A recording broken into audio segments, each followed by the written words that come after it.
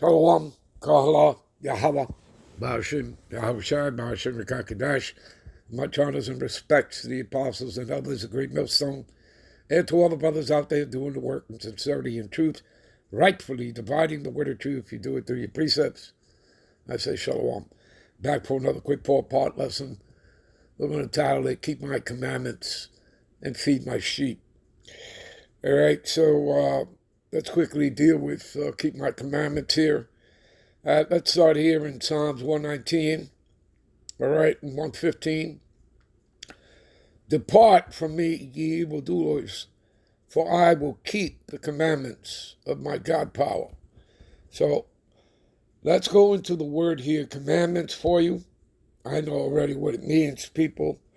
It's also talking about keeping your precepts. Commandments and precepts are interchangeable. All right, we're keeping of what? The laws. Okay? Strong's H 4687. Mitzvah. Mitzvah. See? Commandment, right? Commandment of man, commandment of the Most High, right? Commandment of code of wisdom. Hello. Okay? You see, when we go into the translation here, all right, King James Version, right? Commandments, precept, commanded, law, ordinances. Right underneath that, Strong's definition, you're going to find pretty much the same thing. A command, whether human or divine, collectively, the law, which was commanded. See, law, ordinance, precepts. So you have to keep your precepts, people, all right? And we always tell you, again, you know, your precepts are connecting the dots. You understand? Right? You're connecting the dots. In other words, you're making it easier, all right, to come into the understanding, whether for yourself or as a teacher in teaching others. Okay? Give me a minute. All right, let's pick it up here at Psalms 119 and 103. The key point is in 104. How sweet are thy words. Again, the testimony, the scriptures, the report.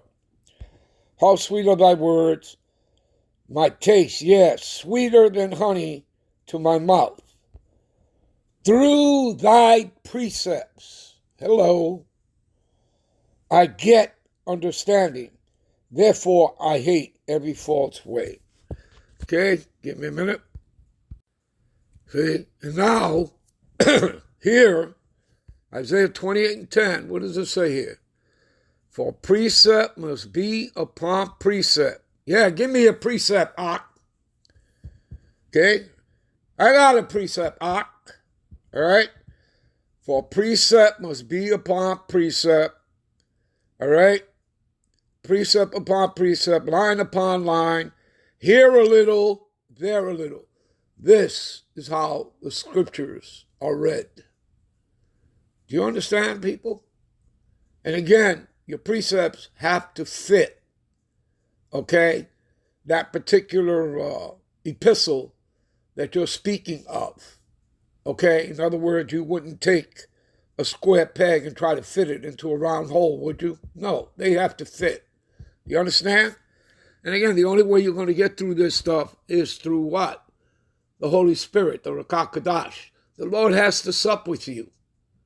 Okay, so you see clearly, people, again, theological cemetery school, they don't teach this. The churches don't teach this. Are we making this up, or is this here in the scriptures? Is this part of the report, part of the testimony? It's right here.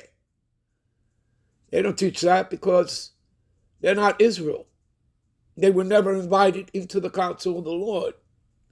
Okay? That's what calling means, invite. You understand, people? All right? Anyway, so obviously it's clear, people, a lot of things are very, very clear when you come into the scriptures. Okay? The knowledge that it gives you. Matter of fact, you know what? We'll get more into that and the other precepts when we come right back. All right? So we'll be right back with parts 2, 3, and 4. Shalom.